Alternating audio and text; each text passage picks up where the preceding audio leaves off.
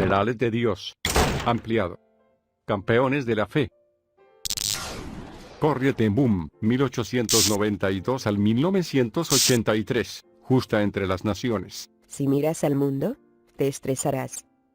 Si miras dentro de él, te deprimirás. Si miras a Dios, descansarás.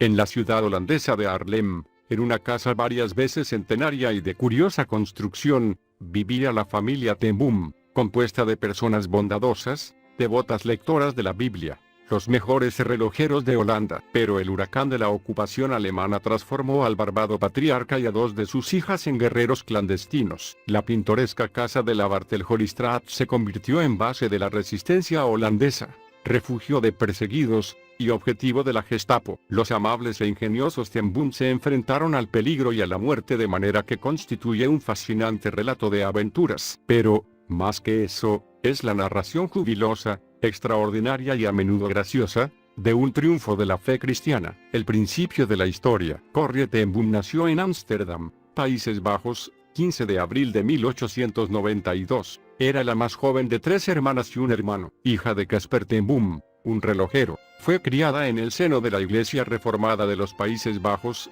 en neerlandés Nederlands Ierlandse Kerk, NHK. Nunca se casó. La familia de Corrie ten Boom era profundamente cristiana, cuyos actos de generosidad y compromiso social eran reconocidos desde hacía mucho tiempo. Su casa estaba siempre abierta para aquellos que tuvieran alguna necesidad. El abuelo de Corrie, Willem, había establecido una relojería en 1837, en el edificio situado en el número 19 de Barthelhorstraat, en Haarlem, Holanda, ciudad en la que ella nació. En la planta baja, sobre la calle, funcionaba el local comercial y en los pisos superiores vivía la familia. El negocio fue heredado luego por Casper, hijo de Willem, y finalmente por Corrie, quien se convirtió así en la primera mujer relojera holandesa. Pero no solamente fue una pionera en esas artes, quizás fue también la primera mujer que dirigió un movimiento de resistencia contra los nazis en su país. Ahora dejemos que Corrie ten Boom nos cuente su maravillosa historia de valentía y sacrificio. Sujeta las cosas, sin apretar mucho las manos. De otra forma, te dolerá cuando Dios te abra los dedos. Salte de la cama, y me incliné fuera de la única ventana de mi dormitorio.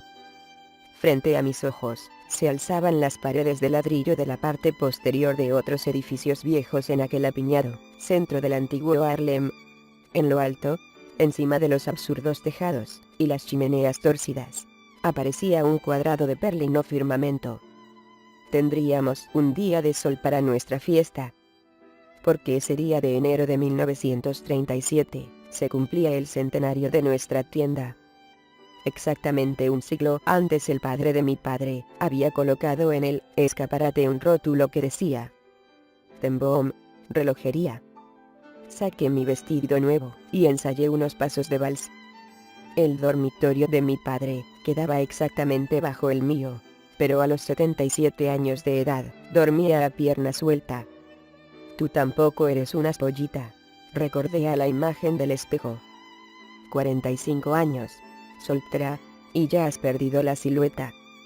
Mi amada hermana Betsy, de 52, que también vivía en casa, aún conservaba su esbelta gracia que hacía a la gente volverse para seguirla con los ojos. Allá abajo oí sonar el timbre de puerta. Me precipité por las escaleras torcidas y empinadas. Aquellas escaleras eran un añadido a nuestra vieja y curiosa vivienda, que todos conocían por la VG. En realidad eran dos casas unidas entre sí. Una típica construcción de Haarlem, añosa y diminuta, de 3 pisos, no más ancha que un cuarto con la profundidad de 2, unida por detrás a otra casa todavía más estrecha y empinada. El tirabuzón de la escalera se abría angosto paso entre las dos. Desde las 7 hasta las 8 el timbre de la puerta sonó, sin parar, a medida que llegaban ramilletes y tiestos de flores con las felicitaciones de los amigos. De la puerta lateral, que se abría una minúscula callejuela, Betsy y yo los llevábamos hasta el taller, donde se reparaba toda clase de relojes. Allí estaba el alto banco sobre el cual nuestro padre se había inclinado durante tantos años en la ejecución de su delicado y minucioso trabajo, reputado como el mejor de Holanda. Junto a su banco había otros 3, inclusive el mío, pues a los 30 años, me había convertido en la primera relojera con licencia en Holanda. Frente al taller, en la estrecha Bartelhorstraat, estaba la sección de la tienda destinada a los clientes, con sus relojes de péndulo y su vitrina llena de relojes de pulsera y bolsillo. Desde la niñez, había sido para mí un gozo entrar en aquel cuarto, donde un centenar de vocecitas mecánicas me daban la bienvenida con su tic-tac. A las 9 de la mañana, empezaron a llegar visitantes. En poco tiempo, el callejón estaba atestado de bicicletas, y una corriente ininterrumpida de invitados. Al parecer la ciudad entera era conducida por la tienda y luego escalera arriba hasta la sala para beber café, comer tarjes, pastelillos, y estrechar la mano de mi padre. Porque en verdad él era el magnífico anciano de Haarlem, a quien todos acudían con sus problemas, y a quien los niños llamaban opa, es decir, abuelo. Todo el día llegaron amigos, jóvenes y viejos, pobres y ricos, ilustrados caballeros y sirvientas analfabetas. El alcalde de Levita, el cartero, el conductor del tranvía, media docena de agentes de la central de policía de Haarlem, que estaba a la vuelta de la esquina por la tarde, empezaron a llegar también niños, y, como siempre, se dirigieron sin vacilar a mi padre. Porque, además de tener ojos azules de bondadosa y sonriente expresión, y larga barba a la que se adhería el aroma del cigarro puro, papá hacía tic-tac. Los relojes puestos en un anaquel no funcionan igual que sobre una persona, por lo que llevaba siempre encima los que estaba arreglando. Sus chaquetas tenían enormes bolsillos interiores provistos de ganchos para colgar una docena de relojes. Así que, donde quiera que fuera, le acompañaba el rumor de centenares de ruedecillas. Mi padre adoraba a los niños. De alguna manera, con aquella tienda que nunca había ganado dinero, se las arregló para alimentar, vestir y cuidáronse hijos adoptivos, cuando los 4 suyos hubieron crecido. Pero no tenía idea de los negocios. A veces trabajaba muchos días en un difícil problema de reparación y luego se olvidaba de mandar la cuenta. Cuanto más raro y costoso fuera un reloj, menos capaz era el de verlo en términos monetarios. Habría que pagar por el privilegio de trabajar en un reloj como este, Corrie, solía decir, hasta que me hice cargo de los desordenados libros, el mismo año que mi madre murió, e impuse cierto método en aquel manicomio. El taller no empezó a ganar algo. A media tarde, mi hermana Nolie llegó a la fiesta acompañada por su marido y sus hijos. Mi hermano llegó al anochecer. Único de los Ten Boom que asistió a la universidad, Willem se había ordenado ministro en la iglesia holandesa reformada. En su tesis doctoral, redactada en Alemania 10 años antes, había escrito que una maldad terrible estaba echando raíces en aquel país. En la universidad misma, se sembraban las semillas de un menosprecio por la vida humana como el mundo no había conocido jamás. Los pocos que leyeron su tesis habían reído. Ahora, por supuesto, la gente ya no reía en lo tocante a Alemania. La mayoría de los buenos relojes llegaba de allí, y, en los últimos tiempos, varias empresas con las que tratamos durante algunos años, judías todas ellas, habían suspendido misteriosamente sus actividades. Willem encabezaba el programa establecido por su iglesia para entrar en contacto con los judíos alemanes, aunque jamás supe que hubiera convertido a ninguno, y a fuerza de sacrificios y economías, había construido un asilo para judíos ancianos en Hilversum, distante 50 kilómetros. Solo que en los últimos meses el asilo se había visto inundado de refugiados jóvenes, todos procedentes de Alemania, y con ellos llegaban historias de demencia creciente en aquella nación. También nos acontecía que, a veces, captábamos en la radio una voz transmitida del oriente por nuestros vecinos, una voz que no hablaba, que ni siquiera gritaba, sino que se expresaba en alaridos. ¿Qué quería, que buscaba aquel hombre en Alemania? La guerra. ¿Qué importa?, preguntaba alguien, sentado a la mesa de los pasteles. Allá que peleen entre sí las grandes potencias. La cosa no nos afectará a nosotros. En ese momento, entró Willem a la habitación. Lo acompañaba un judío de poco más de 30 años, tocado con el característico sombrero de alas anchas y vestido de larga levita negra. Pero lo que atrajo todas las miradas, fue la cara de aquel hombre. Estaba quemada. La barba había desaparecido, y el rostro, mostraba una piel roja y llagada. Les presento a Ergut Lieber, anunció Willem. Escapó de Alemania en un camión lechero. Un grupo de adolescentes lo paró en la calle, en Múnich, y le quemó las barbas. El recién llegado se sentó muy rígido para tomar una taza de café con bizcochos, y yo traté de entablar conversación hablándole del tiempo. Alrededor de nosotros, se reanudó la festiva charla. Rufianes. Oí decir a un vendedor de relojes. Lo mismo sucede en todos los países. Pero ya verán. La policía los pondrá en su lugar. Alemania es un país civilizado. Empieza la batalla. 3 años después, el 9 de mayo de 1940. Mi padre tenía cerca de 81 años. Todas las noches, precisamente las 8:45, abría la vieja Biblia con pastas de latón. Era la señal para decir las oraciones familiares. Media hora más tarde, subía las escaleras hacia su cuarto. Sin embargo, esa noche se quedó abajo para conversar. Gran Bretaña, Francia y Alemania se encontraban ya en guerra. Una dolorosa pregunta resonaba por todo el país. También a nosotros nos alcanzarían las hostilidades. Mi padre encendió nuestra enorme radio de mesa. Se escuchó la voz de un noticiario, sonora y tranquilizadora. Se respetaría la neutralidad de Holanda. No había nada que temer. Se instaba a los holandeses a conservar la calma, y a... Papá apagó la radio bruscamente, con una llama en la mirada que no conocíamos. Es malo dar esperanzas cuando no las hay, declaró. Y su faz recuperó enseguida la bondadosa expresión habitual. Queridas hijas, en este momento, siento tristeza por todos los holandeses que no conocen el poder divino.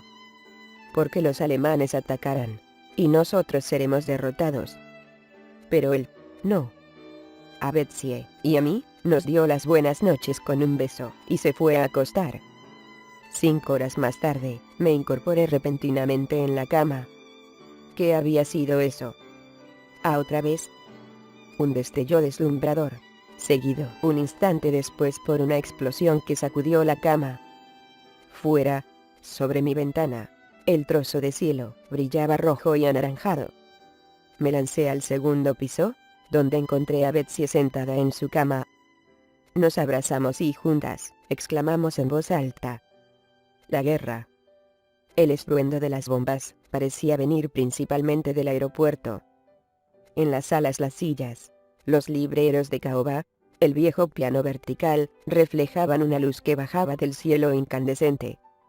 Betsy y yo nos arrodillamos, junto a la banqueta del piano. Oramos por nuestro país, por los muertos y heridos de esa noche, por la reina. Y luego, por increíble que parezca, mi hermana empezó a orar por los alemanes que volaban en lo alto, en sus aviones, atrapados en el puño de la gigantesca maldad desencadenada en Alemania. La miré, de rodillas junto a mí a la luz de la Holanda incendiada. Señor, murmuré. Escucha a Betsy, y no a mí, porque yo no puedo orar por ellos. Holanda resistió 5 días. Nosotros seguimos abriendo la tienda, porque la gente quería ver a mi padre. Algunos le pedían que orara por los maridos y los hijos destacados en las fronteras de Holanda. Otros llegaban solo para verlo sentado ante su banco de trabajo, como desde hacía 60 años, y para oír en el tic-tac de los relojes la voz de un mundo de orden y razón. Poco después del primer bombardeo, los tanques alemanes cruzaron la frontera holandesa. El 14 de mayo por la mañana, supimos la noticia que temíamos. La reina había partido para Inglaterra. El bombardeo de Rotterdam, más tarde en ese mismo día, fue el golpe de gracia. A las 7 de la noche, una voz muy quebrada anunció por la radio: Holanda ha capitulado. Poco después apareció en la tienda un muchacho de unos 15 años con la cara bañada en lágrimas. Yo hubiera peleado. Jamás me habría rendido. Mi padre lo miró con ternura. «Es bueno saberlo, hijo», le contestó. «Porque la batalla de Holanda apenas acaba de empezar». Herir a Dios en lo más vivo en los primeros meses de la ocupación, la vida no fue totalmente insoportable. Lo más difícil era acostumbrarse a ver por todas partes uniformes, camiones y tanques alemanes, y a oír que el alemán se hablaba en las tiendas.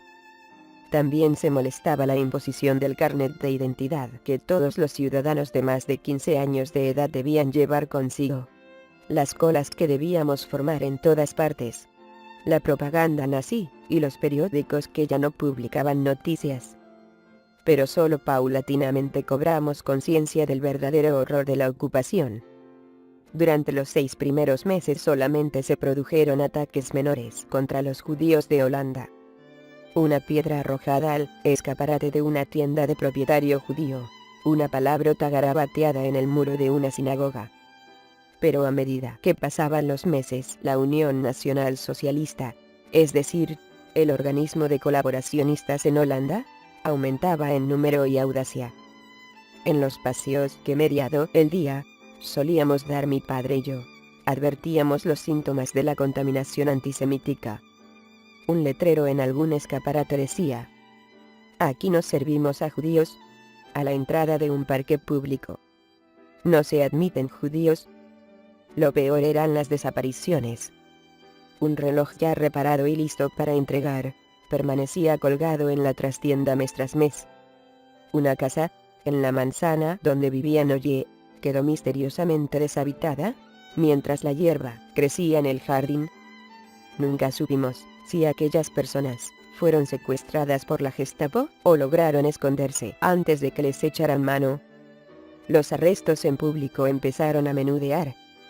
Un día, mi padre y yo encontramos el Grote Markt, plaza principal de Haarlem, rodeada por un doble anillo de policías y soldados. Frente al Fismarkt, había un camión estacionado, al que subían hombres, mujeres y niños. Todos llevaban la estrella amarilla con la palabra Jod, judío. «Pobre gente, papá», exclamé cuando el camión se alejaba. «Pobre gente», sí, repitió mi padre. Pero él miraba a los soldados. «Me dan pena los pobres alemanes», corrí. «Han herido a Dios en lo más vivo». Bajo la llovizna de una mañana de noviembre de 1941, 4 soldados alemanes recorrían la Bartelhorstraat, comprobando los números de las tiendas. Al llegar a la tienda de Weil, el peletero judío que vivía frente a nosotros, se detuvieron. Un soldado golpeó la puerta con la culata del fusil. «Betsie», llamé. «Apresúrate». Salimos a la puerta principal, y vimos al señor Weil, que salía a espaldas mientras el cañón de fusil le apuntaba al estómago. Pues los soldados volvieron a en la tienda, y cerraron la puerta de golpe. No era, pues, un arresto. Dentro oímos ruido de cristales que se rompían. Empezaron a salir soldados cargados con brazadas de pieles. El señor Weil no se había movido. Una ventana se abrió sobre su cabeza, y le llovió encima su propia ropa. Pijamas, camisas, prendas interiores. El anciano peletero se inclinó mecánicamente, y empezó a recogerlas. Betsy y yo corrimos hacia él. Levantando calcetines y pañuelos de la acera, empujamos al aturdido anciano para cruzar la calle hasta nuestra casa. Papá saludó al señor Weil, y la naturalidad de su actitud pareció tranquilizar algo al peletero. Su esposa, dijo, estaba de visita con una hermana en Ámsterdam. Debemos advertirle que no vuelva, recomendó Betsy. ¿Pero a dónde iría en ese caso? ¿Dónde vivirían los Weil? Mi padre, Betsy y yo nos miramos, dijimos. Guillem. Sabíamos desde principios de la ocupación, nuestro hermano había localizado en granjas de zonas rurales donde había pocas tropas, escondites seguros para los jóvenes judíos alemanes refugiados en su asilo. Pero no era asunto que se pudiera tratar por teléfono. Alguien tenía que hacer en tren el viaje de 50 kilómetros hasta Hilversum. Cuando llegué al asilo, poco después de mediodía, no estaba Willem. Referí el asunto a su mujer, Tine, y a su hijo Kik, de 22 años, alto y rubio. «Dile al señor Weil que esté listo cuando oscurezca», contestó mi sobrino. Pero era casi la hora del toque de queda cuando Kik llamó con los nudillos a la puerta de la veje que daba al callejón. Puso al señor Weil su atado de ropa bajo el brazo y juntos se alejaron al amparo de la noche. 2 semanas más tarde, volví a ver al muchacho, y le pregunté qué había sucedido. Con su enorme sonrisa lenta, que me encantaba, me contestó: «Si vas a trabajar con la resistencia, tía Corrie, tienes que aprender a no hacer preguntas». La resistencia. Estaban Kik y Willem trabajando con ella. Los rumores que corrían sobre este organismo clandestino hablaban de robos, mentiras, sabotajes y asesinatos. Era esto lo que Dios esperaba de un cristiano en tiempos como aquellos. Pasaportes hacia la salvación, la idea salvadora. A los 48 años de edad, y al ser testigo de lo que ocurría en Holanda bajo el régimen nacionalsocialista, en especial, la implacable persecución de los judíos, decidió que debía hacer algo al respecto. Se le ocurrió entonces la forma de auxiliarlos, encontrando inmediato apoyo por parte de su padre y de sus hermanos. Así podría resistir a los nazis, pero a su manera, sin violencia de por medio, en un todo de acuerdo con sus principios y su fe cristiana. ¿Cuál fue la idea de Corrie? Que la vivienda de la familia comenzara a utilizarse como refugio. Unas 6 o 7 personas podían esconderse allí. En la práctica, y por lo general, 4 de ellas eran judías y las restantes, miembros de la resistencia holandesa. En algunas ocasiones, estaban solo por unas pocas horas, como un lugar de espera y tránsito hacia otros lugares seguros. En otras, se quedaban durante meses hasta que lograban partir. Pero una vez que la idea se puso en marcha, la circulación de seres humanos perseguidos se convirtió en algo permanente. Esta es la historia contada por Corrie ten Boom. En mayo de 1943. Una llamada a la puerta que da al callejón, a las 7:55 de la noche, me hizo mirar al espejo de la ventana del comedor. A la luz del crepúsculo vespertino, vi a una mujer. Llevaba consigo un maletín y, cosa rara en una noche de primavera, se cubría con un abrigo de pieles y un espeso velo. Abrí la puerta. «¿Puedo entrar?», preguntó la desconocida con voz quebrada por el miedo. «Me llamo Claire Macker. Soy judía». Meses antes su esposo había sido arrestado, y el hijo de ambos se había escondido. El día anterior, la policía política le había ordenado cerrar la tienda de ropa, propiedad de la familia, y ahora, la señora Claire Macker temía volver al apartamento, situado encima de la tienda. Se enteró de que nosotros habíamos auxiliado a un hombre que en esta casa, declaró mi padre, el pueblo del Señor es siempre bien recibido. «Arriba tenemos 4 camas vacías», interpuso Betsy. «Su único problema será decidir en cuál quiere usted dormir». 2 noches después, llegó a nuestra puerta una pareja de ancianos judíos. La misma historia. Mas por estar nosotros tan cerca de la central de policía, nuestro domicilio resultaba peligroso para albergar huéspedes permanentes. Así que al día siguiente, volví a visitar a Willem. «Tenemos 3 judíos alojados en la veje», le dije. «¿Podrías hallarles alojamiento en el campo? La escasez de alimentos se está dejando sentir incluso en las granjas», comentó. «No quieren ya aceptar a nadie si no lleva su cartilla de racionamiento». «Pero no hay cartillas para los judíos escondidos», repliqué. Y por vez primera, me pregunté cómo estarían arreglándoselas él y Tine para alimentar a los ancianos que cuidaban. «¿Qué podemos hacer?». «No se pueden falsificar esas cartillas. Las cambian con demasiada frecuencia, y son muy fáciles de identificar. Es necesario robarlas». Corrie. Me quedé mirando a aquel clérigo de la iglesia reformada. «Entonces, Willem, ¿no podrías tú robar?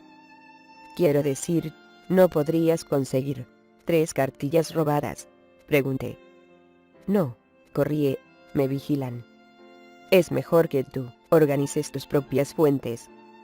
Cuanto menos te relaciones conmigo o con nadie, mejor será. Tus propias fuentes.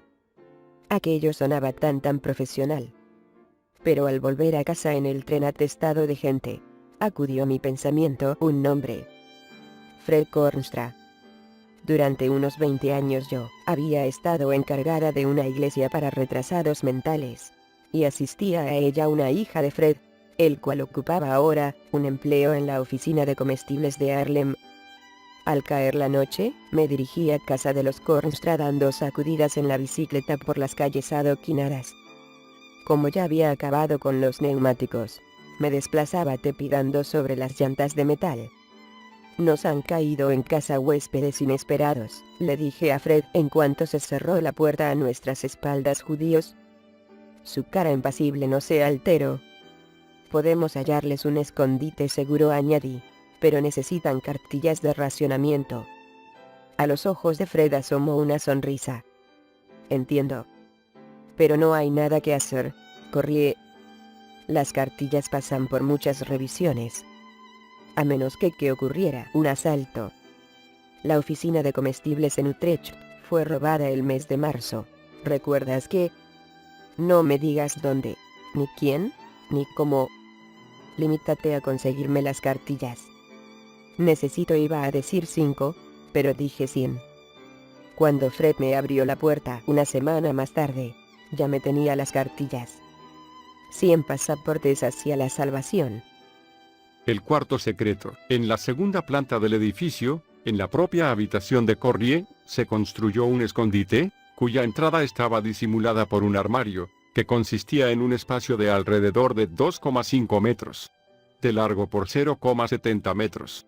De ancho. Podía albergar como máximo a unas 6 personas en forma simultánea, las que debían permanecer de pie y sin moverse. Cada vez que sonaba la alarma, un timbre pequeño oculto junto a la escalera, la gente disponía de poco más de un minuto para ocultarse en ese sitio, llevando consigo sus pertenencias. Allí se quedaban hasta que pasaba el peligro, en absoluto silencio y completa inmovilidad. La relojería era una perfecta pantalla para estas actividades, ya que no era llamativo ni sospechoso que, como en cualquier otro negocio, entraran y salieran personas constantemente. Así fue como poco a poco, Corrie se encontró al frente de una red formada por unas 80 personas. El Grupo BG, ese era el nombre comercial de la relojería, que buscaba otras casas de holandeses arriesgados y valientes que pudieran dar asilo a la gente como ella misma lo hacía. La mayor parte de su tiempo lo invertía en cuidar de los refugiados. Una vez que les encontraba albergue, se estima que de esta forma salvó la vida de unos 800 judíos, además de numerosos integrantes de la resistencia holandesa y estudiantes que eran perseguidos porque rehusaban colaborar con los nazis. Corrie ten Boom nos lo relata de este modo. Los perseguidos llegaban, sin cesar, y muy a menudo sus necesidades eran complicadas. ¿A dónde podía acudir una judía encinta para dar a luz? Si un judío escondido moría, ¿dónde se le podía enterrar? ¿Y si hacía falta una urgente operación de apéndice? Pero como éramos amigos de la mitad de los habitantes de Harlem, y siempre conocíamos a alguien en todo negocio o servicio, nuestra casa se estaba convirtiendo en centro de necesidades y de recursos para satisfacerlas. Una noche, mucho después del toque de queda, sonó el timbre de la puerta del callejón. Era mi sobrino. «Toma tu bicicleta», me ordenó. «Quiero que vengas a conocer a unas personas». La bicicleta de Kit no tenía neumáticos, y había envuelto en trapos las llantas. Hizo lo mismo con las de la mía para atenuar el ruido, y poco después, pedaleábamos deprisa por las calles en tinieblas. En el elegante barrio de Aerdenhout, tomamos por una entrada de coches. Una sirvienta nos abrió. El vestíbulo estaba atestado de bicicletas. Vi entonces a nuestro anfitrión. Era Hermann Sluring, el más acaudalado de nuestros clientes en la relojería, viejo amigo que nos había mandado un gigantesco ramo de flores en la celebración del centenario de la casa. Se asemejaba de modo increíble a las ilustraciones de nuestro ejemplar de la novela Pickwick Papers, de Dickens. Corto de estatura, inmensamente gordo, de ojos saltones, calvo como un queso holandés, Pickwick era el hombre más feo de Harlem, pero bueno y generoso. Apretujado en su sala, comiendo pastelillos y saboreando café auténtico, estaba un grupo de hombres y mujeres de aspecto por demás distinguido. Pickwick me presentó con varias personas. Ninguna dio su nombre. Solo uno que otro domicilio, o bien la frase: «Pregunte usted por la señora Smith». Finalmente Kik me explicó sonriendo que Smith era el único apellido usado en la Resistencia. De manera que aquel era un grupo de la Resistencia, disciplinado, profesional, que, junto con otras unidades análogas, mantenía contacto con las fuerzas de Gran Bretaña y de Holanda Libre y ayudaba a las tripulaciones de los aviones aliados derribados a llegar a la costa del Mar del Norte. Enrojecí al oír que se me describía como la cabeza de una operación, aquí mismo en la ciudad. Pero ellos se mostraron inmediatamente bien dispuestos, comunicándome en un murmullo que era lo que podían ofrecer: documentos falsos, el uso de un automóvil con matrícula oficial, falsificaciones diversas. Nuestro anfitrión me informa, dijo un hombrecito con perilla rala, que a la central de ustedes le falta un cuarto secreto. Si me permiten, les haré una visita. Una mañana de la semana siguiente, ese hombre fue nuestro primer cliente del día.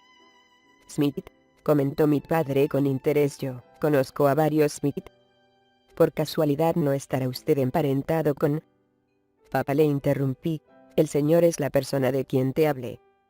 Viene a inspeccionar la casa. A un inspector de construcciones. Entonces usted debe ser el Smith cuya oficina está en...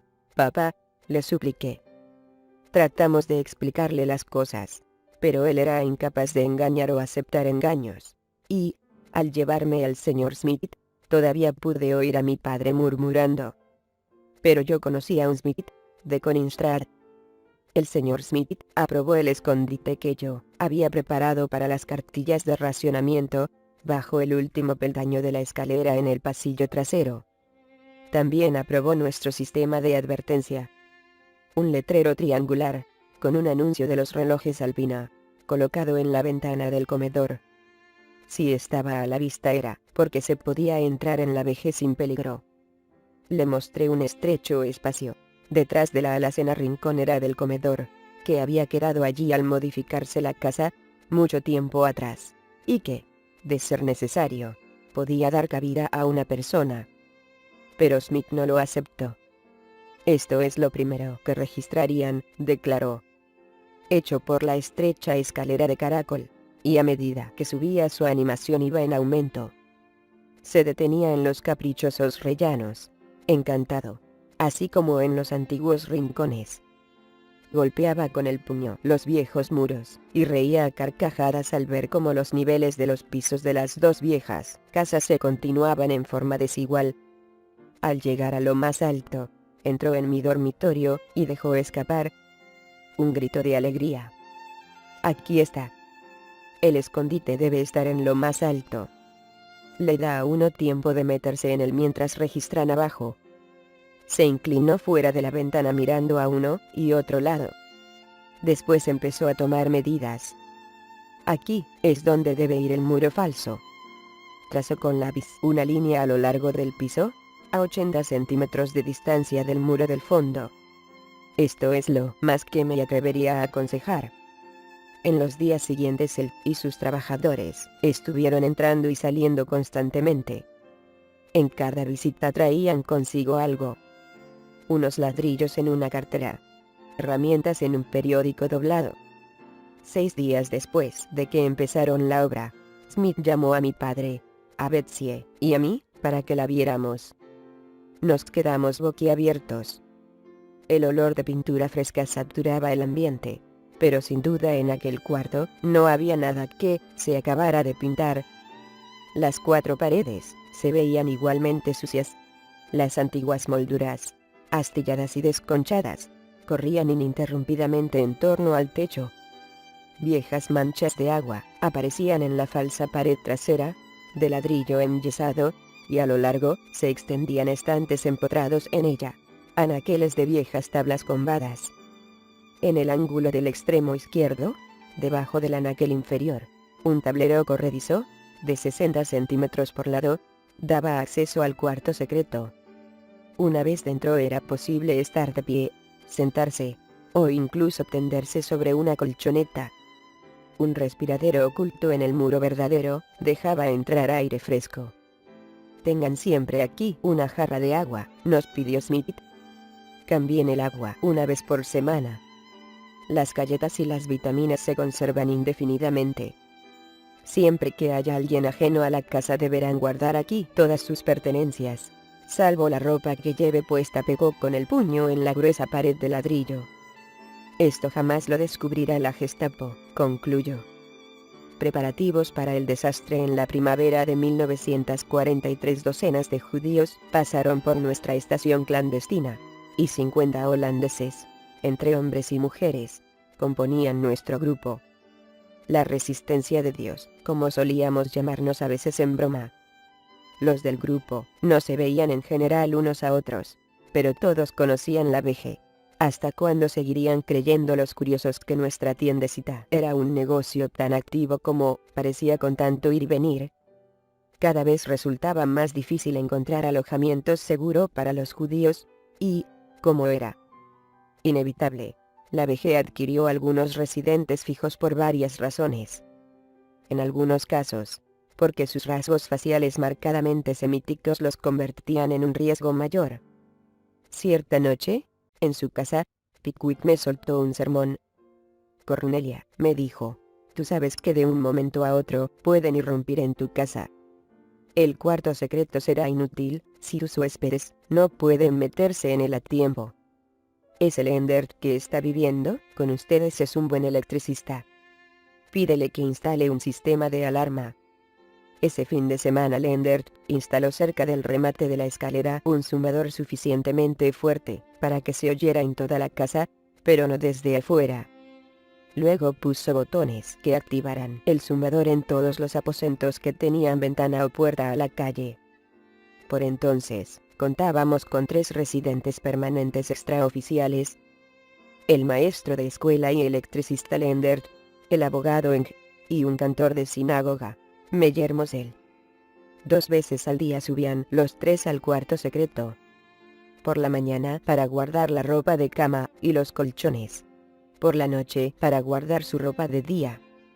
Con eso el tráfico era muy intenso en la estrecha habitación, donde yo seguía durmiendo como antes. Cierto día llegó un hombre alto y pálido enviado por Pickwick. «Las horas de la comida», me advirtió al seguirme escalera arriba, «son muy favorecidas para los registros. También la medianoche». Recorrió los cuartos de uno en uno, señalando todos los indicios de que en la casa vivían más de 3 personas. «Ojo con los ceniceros y las cestas de desperdicios», advirtió. Se detuvo a la puerta de uno de los dormitorios. «Si la incursión acontece de noche, sus huéspedes no solo deben llevarse sus mantas y sus sábanas, sino que también deben volver los colchones al revés. Uno de los recursos favoritos del enemigo es tocar la cama para ver si está caliente». El señor Smith se quedó a almorzar. Betsy acababa de hacer circular un estofado sin carne, cuando el invitado se echó hacia atrás y oprimió el botón que había debajo de la ventana. Encima de nosotros sonó el zumbador. Todos se pusieron de pie, vasos y platos en mano, y corrieron hacia la escalera. Mi padre, Betsy y yo arreglamos apresuradamente la mesa y las sillas, para que aquello pareciera un almuerzo de 3 personas solamente. «No, dejen ustedes mi cubierto», nos aconsejó Smith. ¿Por qué no habían de tener un invitado? Poco después ya estábamos otra vez sentados a la mesa. En el movimiento entero habíamos tardado 4 minutos. Demasiado lento. Nos señaló los indicios delatores que habíamos dejado a la vista. 2 cucharas y un trozo de zanahoria en la escalera, cenizas de tabaco en un dormitorio desocupado. A la noche siguiente, redujimos en 93 segundos la operación. El 5.º ensayo lo completamos en 2 minutos. Nunca logramos alcanzar el ideal de menos de 1 minuto. Pero con la práctica, aprendimos a ocultar en 70 segundos a los huéspedes extraoficiales. No tardamos en adquirir 4 huéspedes permanentes más. Hans Polig, estudiante que vivía con nosotros, porque ningún varón holandés joven estaba a salvo en la calle con la repentina campaña para reclutar trabajadores para las fábricas de municiones de Alemania. Teada Costa, Meta Monsanto y Mari Van Italie. Así se constituyó nuestra familia. Otros se quedaban un día o una semana, pero aquellos 7 permanecieron. Que la vida en casa fuera feliz constituye un homenaje a Betsy. A veces mi hermana organizaba conciertos. El abogado tocaba el violín, y el cantor Meyermos el piano. Una noche a la semana teníamos lecciones de hebreo. En otra, de italiano. Había sesiones de lectura, de historia, de novela, de teatro. Mi padre se acostaba siempre después de las oraciones, a las 9:15, pero los demás nos quedábamos levantados, deseosos de que la velada prosiguiera, no obstante que la población solo disponía de electricidad durante unas horas de la noche y había que conservar las velas. Tiempo prestado. Durante varios meses conseguimos llevar una doble vida. La Veje era el centro de una red clandestina cuya actividad se extendía ya hasta los más remotos rincones de Holanda. Era demasiado vasta y estaba demasiado extendida. Creíamos que nuestro deber era continuar, pero sabíamos que el desastre era inminente. Cierta vez, ya entrada la tarde, Rolf, agente de policía de Haarlem, penetró en la tienda. Van a allanar una casa de Lunteren. ¿Tienen ustedes alguien que pueda ir a avisarles? En ese momento, no había en la Veje un solo correo escolta experimentado. Yo giré, declaró Hans Polig. Pues entonces, apresúrate, le pidió Rolf. Y dando a Hans los detalles necesarios, se fue a toda prisa. Hans emprendió el viaje a Lunteren, pero jamás volvió. Poco después se enteró Rolf de que la Gestapo lo había arrestado. Hay que encararse a la realidad, Corrie, meditó Rolf. La Gestapo le sacará informes a Hans. ¿Cuánto tiempo crees que podrá morderse la lengua? Esa noche, mi padre, Betsy y yo, oramos largo rato después de que los demás subieron a acostarse. Sentíamos que no nos quedaba otra alternativa que seguir adelante. Era la hora del mal. No podríamos huir de él. Encontramos consuelo en el texto del Salmo bíblico. Tú eres, Señor, mi auxilio y mi amparo, y en tu palabra tengo puesta toda mi esperanza.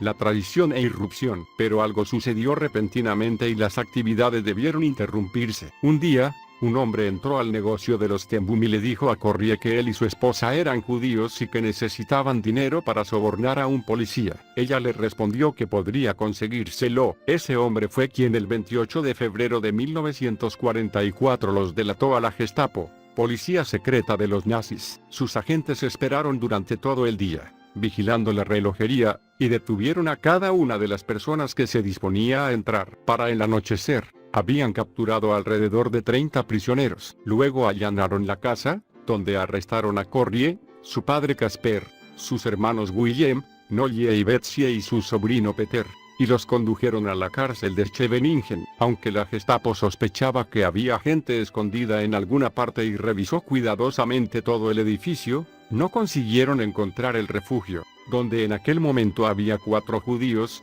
2 hombres y 2 mujeres, y 2 miembros de la resistencia. Aunque la casa continuó bajo vigilancia, todos pudieron ser rescatados por otros integrantes de la red de Corrie. Durante las 47 horas que pasaron hasta que los liberaron, se las arreglaron para permanecer quietos y silenciosos, prácticamente sin alimentos y sin agua. Los 4 judíos fueron llevados a otro refugio y 3 de ellos sobrevivieron a la guerra. Con respecto a los 2 miembros de la resistencia, uno murió poco después y el otro logró sobrevivir. Ahora dejemos que Corrie ten Boom nos relate su experiencia. Estaba yo en cama con gripe cuando, de pronto, en el sueño de la fiebre, oí un zumbador que sonaba insistentemente, pisadas presurosas, voces que susurraban. ¡Aprisa! ¡Aprisa! Me incorporé bruscamente. Mediaba la mañana del 28 de febrero de 1944, y varias personas pasaron corriendo junto a mi cama. Vi los talones de Thea al desaparecer por la abertura que daba acceso al cuarto secreto. 3 más de nuestros huéspedes pasaron a mi lado con la cara desencajada. Por fin, mi entorpecido cerebro comprendió que había llegado la temida crisis. Más tarde nos enteramos que un traidor en el grupo de Pickwick nos había denunciado. 4 personas habían entrado ya en el cuarto secreto, pero ¿dónde estaba Mary? Apareció a la puerta del dormitorio, sin aliento, y precipitadamente cruzó la habitación. Enseguida entró un hombre delgado, y de cabellos blancos. Recordé haberlo visto en casa de Pickwick. Era un prominente colaborador de la Resistencia. Pasó tras de Mary. 5, 6. Sí, Leendert estaba fuera desempeñando una tarea. Así que no faltaba nadie. Corrí el tablero, y salté nuevamente a la cama. En el piso bajo se oían portazos, y fuertes pisadas en la escalera. Luego la puerta se abrió con violencia. Un hombre alto, corpulento, pálido, vestido con un traje azul, gritó escaleras abajo: «Aquí tenemos otra más». Y enseguida me ordenó: «Levántese. Vístase». Me puse un vestido sobre el pijama, aguzando el oído, temerosa de oír algún ruido en el cuarto secreto. «Apresúrese», ladró el de la Gestapo mientras examinaba mis documentos. Pero si él tenía prisa, yo la tenía mayor de que saliéramos de mi habitación. Bajé tropezando la escalera. En el comedor, mi padre, Betsy y varios de la Resistencia estaban sentados en sendas sillas arrimadas a la pared. Había otro agente de la Gestapo vestido de civil, y por lo menos 2 soldados. En el suelo, roto en pedazos, yacía el letrero de Albina. Gracias a Dios alguien había tenido tiempo de derribarlo del alféizar. «Aquí está la otra registrada en este domicilio», dijo Captain. «El hombre que me había hecho bajar es la cabeza del grupo». Me metió en el taller de un empellón, y me empujó contra la pared. «¿Dónde están los judíos?». «Aquí no hay judíos». Me propinó un terrible bofetón. «¿Dónde escondes las cartillas de racionamiento? ¿Dónde está el cuarto secreto?». No sé de qué, me volvió a pegar, y después otra y otra vez. Golpes terribles que me sacudían la cabeza hacia atrás con violencia. Sentí sabor de sangre. La cabeza me daba vueltas, me zumbaban los oídos. «Jesús mío», clamé, «protégeme». Captain detuvo su mano. «Si vuelves a repetir ese nombre, te mato, pero bajo el brazo, si tú no hablas, lo hará la flaca». Tambaleando me lo precedí al comedor. Como a través de una niebla, vi que hacía salir a Betsy. Encima de nosotros, repetidos golpes de martillo, y el crujir de madera que se rompía nos revelaban que un grupo de gente avesada en el registro buscaba el cuarto secreto. Abajo, en el callejón, sonó el timbre de la puerta. Pero, ¿acaso no veían que habíamos quitado el letrero de Albina?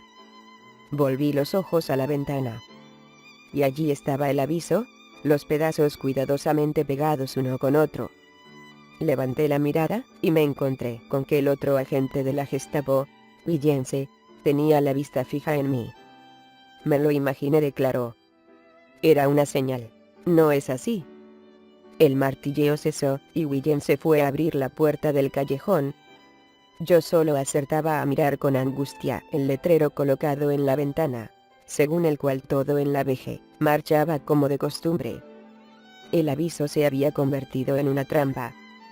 Captain apareció con Betsy a la puerta del comedor. Mi hermana tenía los labios hinchados, y un cardenal le oscurecía la mejilla.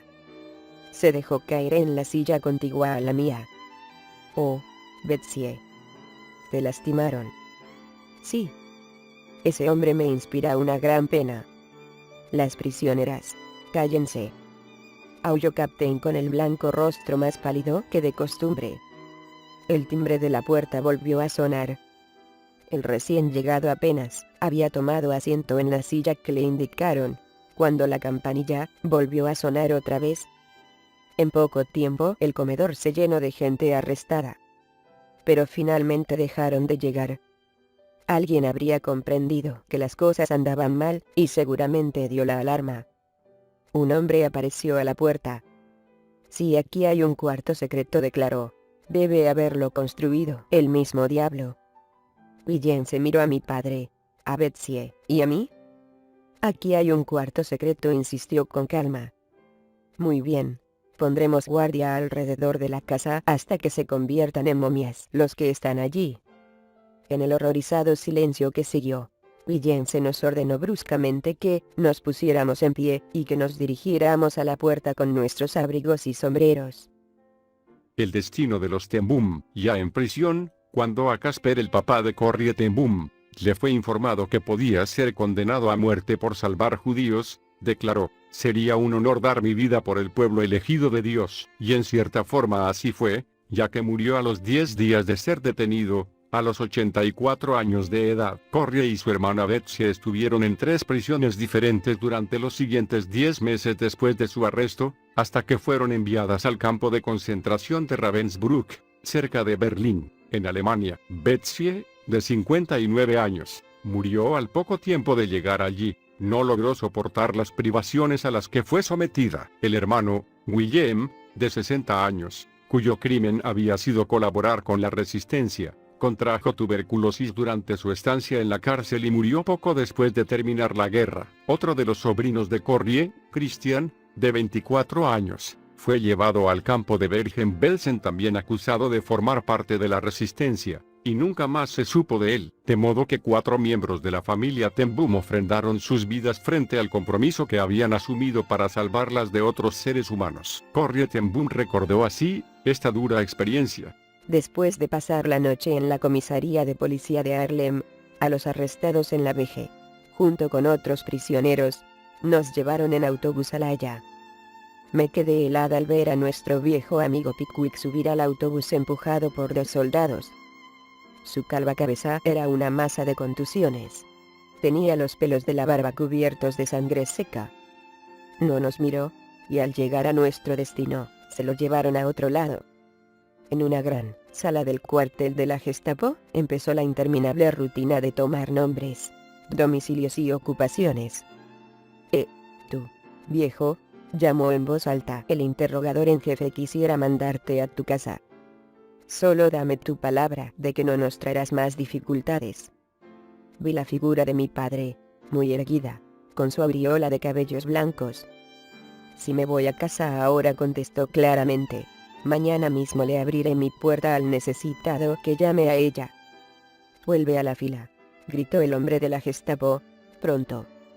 Era ya entrada la noche cuando nos llevaron en camión, por calles agujereadas por las bombas, hasta el suburbio de Scheveningen, donde las pesadas puertas de la antigua penitenciaría, ahora utilizada por los alemanes, se cerraron con estrépito a nuestras espaldas. Otra larga espera, de pie, con la cara pegada al muro. Y luego, las prisioneras. Síganme. Miré vivamente a mi alrededor. Allí estaba papá, cerca de la pared, sentado en una silla que debió de ofrecerle un guardián. Papá, grité desesperada, que Dios te acompañe. Volvió hacia mí la cabeza. La dura luz de las bombillas del techo relampagueó en sus gafas. Y a ustedes, hijas mías. A Betsy y a mí, nos encerraron en celdas separadas. Al cabo de 2 semanas, me pasaron a una celda solitaria. Con el transcurso de las semanas se adueñó de nosotros un terrible tedio penitenciario. Pero el 20 de abril, en que los guardias nos dejaron para ir a festejar el cumpleaños de Hitler, pudimos comunicarnos a gritos de celda a celda. Grité nombres hasta quedarme ronca, oí que los repetían a lo largo del interminable y húmedo corredor. Finalmente, algunos de ellos empezaron a volver a mí. Betsy ten Boom está en la celda 312. ¿Quiere que te digamos que Dios es misericordioso? Ah. Era Betsy. No podía ser más que ella. Y el corazón me saltó en el pecho al descubrir que todos los demás atrapados en la irrupción en la Veje, al parecer habían sido puestos en libertad. Del único del que no tenía noticia era de mi padre. Sin embargo, El 3 de mayo, el postigo de mi puerta, por donde me pasaban los alimentos, se abrió y se cerró con estrépito. Y en el suelo vi una carta de mi hermana Noye. Temblaba al abrirla. Corrí. Podrás armarte de valor. De mucho valor. Tengo penosas noticias que comunicarte. Papá sobrevivió a su arresto 10 días, pero no más. Ya descansa en el seno del Señor. Me quedé en pie mucho tiempo, con el papel en la mano. Noye no daba pormenores. Solo mucho más tarde supe que mi padre había enfermado en la celda y que había muerto en el corredor de un hospital. Como se extravió su expediente y cualquier otro testimonio de su identidad, lo habían enterrado en el cementerio destinado a los indigentes. También recibí de Noye un paquete con un suéter, pijama, bizcochos, una botellita de aceite vitaminado, jabón, aguja e hilo y una toalla de color rojo vivo. Más adelante logró incluso enviarme de contrabando una pequeña Biblia metida en una bolsita que se podía colgar al cuello. La escritura de mi hermana, en la envoltura del paquete, parecía inclinarse hacia arriba, cosa extraña en ella, apuntando al sello de correo. Después de humedecer el papel y de quitar cuidadosamente el sello, descubrí debajo de él unas palabras escritas a lápiz en diminutos caracteres. Todos los relojes de tu armario están a salvo. A salvo.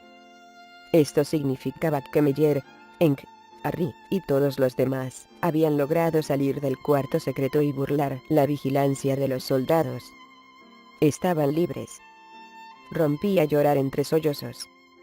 Vía crucis sobre rieles. A fines de junio, a medida que se extendían por Europa los rumores de que la invasión de los aliados progresaba, muchos prisioneros de Scheveningen fueron trasladados a Vught, campo de concentración situado en la región rural del sur de Holanda. Tras de pasar muchos meses incomunicada me sentía diaria e infinitamente agradecida de convivir de nuevo con otros seres humanos. Me parecía que, teniendo a Betsy a mi lado, podría soportar cualquier prueba. Durante los largos días que pasábamos tras las alambradas de púas de Vught, trabajábamos. Mi tarea consistía en montar piezas de radio para aviones de caza. Pero por las noches, en la barraca, Betsy y yo leíamos la Biblia de Noye o celebrábamos en secreto ejercicios espirituales para los que podían congregarse en torno de nuestra litera. A fines de agosto, según los rumores, las tropas aliadas avanzaban rápidamente a través de Francia hacia las fronteras alemana y belga, y los guardias de nuestro campo se mostraban visiblemente inquietos. Cierta mañana, a principios de septiembre, nos hicieron marchar por un camino de tierra hasta un ramal del ferrocarril, donde una hilera de furgones se perdía de vista en ambas direcciones. A lo largo de la vía se alineaba casi 1 millar de mujeres, y más allá subían, obligados, a los vagones los hombres que, rapados, componían la sección masculina del campo. Betsy jadeaba de manera extraña al término de nuestra marcha de 1,5 kilómetros. Enferma de anemia perniciosa desde la cuna y delicada del pecho toda su vida, la prisión le había restado más vigor todavía. Tuve que subirla casi en vilo al vagón que nos asignaron. A bordo, nos arrinconaron en el extremo del estrecho vehículo. En el rincón, había docenas de delgadas hogazas de pan negro, amontonadas unas sobre otras. Nos esperaba, pues, un largo viaje. No cabían en el vagón más de 30 o 40 personas, y sin embargo los guardias seguían metiendo mujeres por uno y otro lado. Las empujaban con el fusil y les lanzaban maldiciones. Hasta que consiguieron hacer subir a 80 prisioneras, no se corrió y cerró la pesada puerta. Muchas de las mujeres, que sollozaban, se desmayaron, si bien en aquella apretura quedaron de pie. Por fin establecimos un sistema por el cual, medio sentadas, medio recostadas, y abrazándonos unas a otras con las piernas, como la tripulación de un trineo olímpico, pudimos bajar hasta el nivel del piso. Pero aquello era un manicomio. Durante 3 increíbles días con sus noches, entre detenciones, arranques y avances lentísimos, el tren nos transportó en dirección oriente. Por fin, La mañana del cuarto día, el tren se detuvo. La puerta se abrió, y nos apeamos casi a rastras. Los vagones que conducían a los hombres habían desaparecido. Frente a nosotras, se extendía un sonriente lago azul, y al lado opuesto, entre rojos y clamoros, se levantaba el blanco campanario de una iglesia. Con labios hinchados y agrietados, bebimos grandes cantidades de agua del lago. Después, sosteniéndonos difícilmente en pie, anduvimos en desordenadas columnas ante unos habitantes de la localidad. La avistamos desde la cima de una colina. Semejante a una vasta cicatriz en el verde paisaje alemán, se extendía una ciudad de barracas bajas, de color de hollín, rodeadas por muros de hormigón coronados de alambre electrificado y torres de vigilancia. En el centro, una chimenea cuadrada y gris, dejaba escapar un tenue vapor oscuro que se perdía en el cielo azul. Como una maldición apenas susurrada, se fue corriendo la voz. Ravensbrück era el campo de exterminio para mujeres, de negras fama. Puertas adentro había una fila de llaves de agua. Nos lanzamos sobre ellas alargando brazos, manos, piernas, metiendo la cabeza bajo los chorros de agua helada para limpiarnos la suciedad y el hedor de los furgones.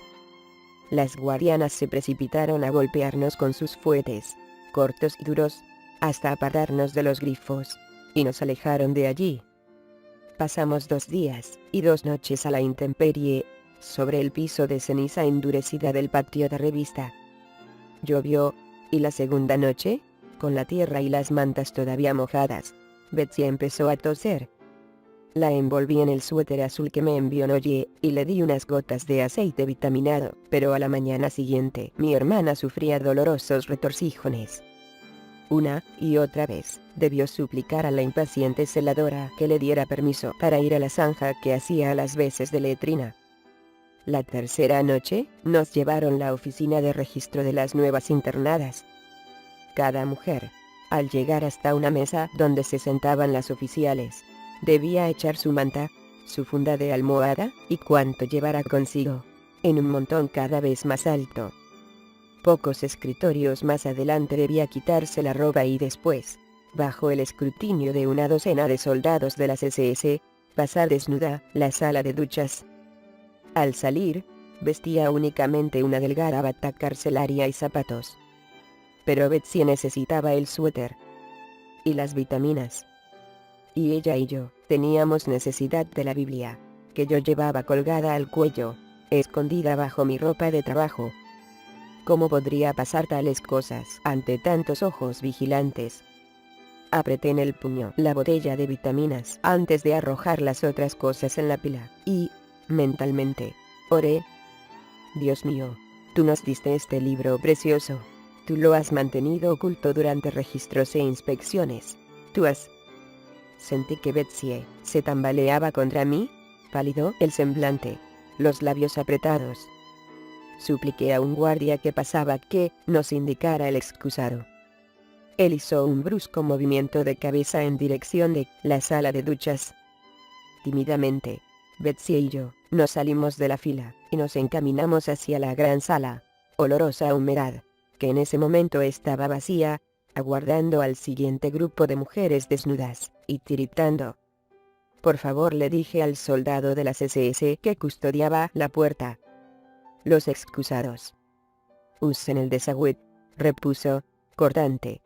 Y nosotras entramos en la sala, a la cual, minutos más tarde, volveríamos desnudas. Dentro, junto a la puerta, se apilaban las prendas que deberíamos ponernos después de la ducha. Vestidos ordinarios en cuya espalda habían cortado una gran X, reemplazándola con tela de otro color. Y enseguida vimos algo más. Amontonados en un rincón, una pila de viejos bancos de madera. Viscosos de moho, me parecieron, sin embargo, un regalo del cielo. Quítate el suéter, pedí a Betsy siseando. Envolví en él la Biblia y el frasco de vitaminas y luego oculté el precioso envoltorio detrás de los bancos. De manera que cuando, 10 minutos más tarde, nos hicieron entrar de nuevo en la sala, no éramos pobres, sino ricas. ricas por aquella nueva prueba de que nos hallábamos al cuidado de Dios, que también estaba allí, en Ravensbrück. La barraca 28. La barraca de castigo en Ravensbrück estaba al lado de la nuestra. De allí nos llegaban los ruidos del infierno mismo.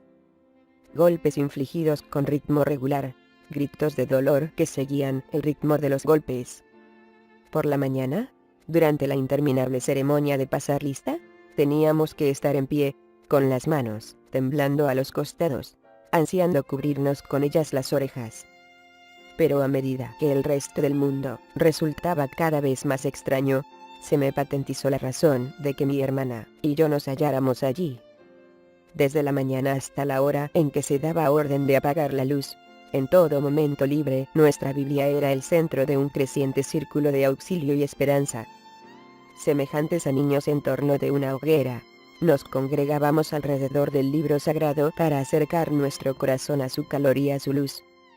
¿Quién, pues, podrá separarnos del amor de Cristo? Será la tribulación, o la angustia, o el hambre, o la desnudez, o el riesgo, o la persecución, o el cuchillo. Pero en medio de todas estas cosas triunfamos por virtud de aquel que nos amó. Mientras Betsy leía, yo miraba alrededor, viendo cómo la luz saltaba de una cara a otra. En todas estas cosas vencimos. No era un deseo, era un hecho. En ocasiones yo sacaba la Biblia de su envoltorio con manos temblorosas por el misterio que encerraba ya para mí. Era un libro nuevo, acabado de escribir. A veces me maravillaba de que la tinta estuviera seca. 1000 veces había leído del arresto de Jesús, de cómo lo abofetearon, de cómo hicieron mofa de él, de cómo lo azotaron. Ahora, en todos aquellos acontecimientos percibía otros rostros, otras voces. Cada día el sol se levantaba un poco más tarde, el aire tardaba más en calentarse. Todas las mañanas le daba a Betsy una gota de aceite vitaminado. Pero, ¿cuánto duraría el frasquito? Sobre todo, le advertí, si sigues ofreciéndolo cada vez que alguien estornuda. La segunda semana de octubre, nos trasladaron permanentemente a la barraca 28. La mitad de las ventanas tenían los vidrios rotos, y los habían sustituido con andrajos. Una puerta abierta en el centro daba acceso a una vasta sala donde 200 mujeres se inclinaban sobre agujas de tejer y montones de calcetines militares de color gris.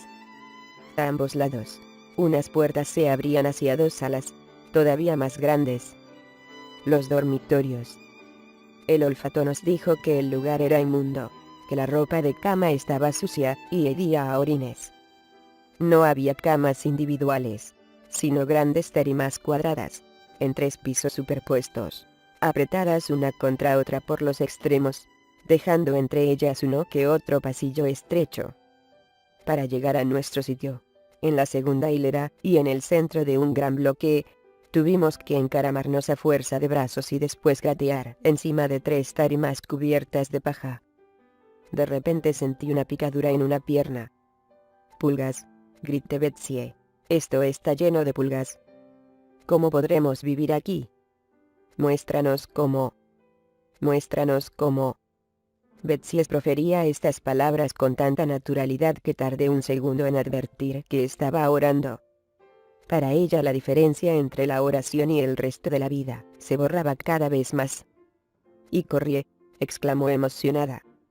«Ya Él nos ha dado la respuesta en la Biblia esta mañana. Procurad que ninguno vuelva a otro mal por mal, sino tratad de hacer siempre el bien unos a otros, y a todo el mundo. Vivid siempre alegres. Orad sin intermisión. Dad gracias por todo. Porque esto es lo que quiere Dios. Eso es, corrí. Dad gracias por todo.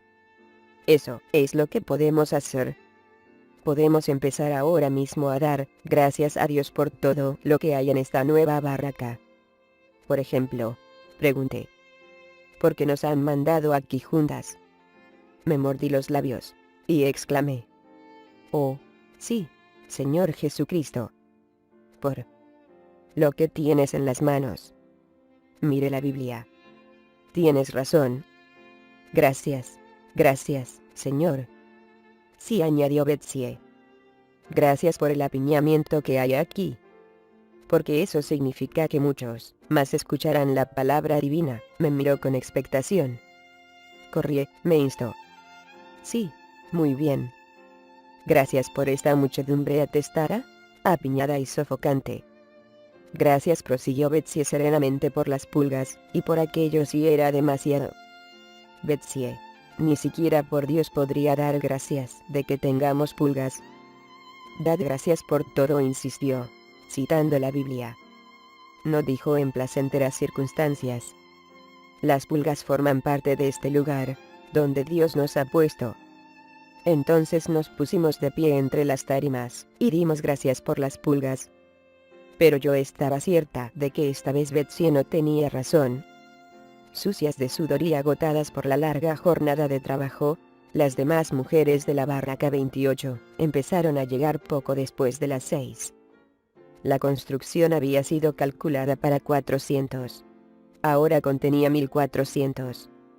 9 mujeres compartíamos la tarima que nos asignaron a mi hermana y a mí, aunque estaba calculada para 4. 8 excusados, fétidos y obstruidos daban servicio a toda la sala. Para llegar a ellos, no solo teníamos que gatear sobre nuestras compañeras de tarima, sino sobre las que yacían en las que nos separaban del pasillo. Por otra parte, bastaba el menor movimiento de las ocupantes de las plataformas superiores, para que cayera sobre quienes dormían debajo una lluvia de polvo y paja, a la que seguía una descarga de palabrotas.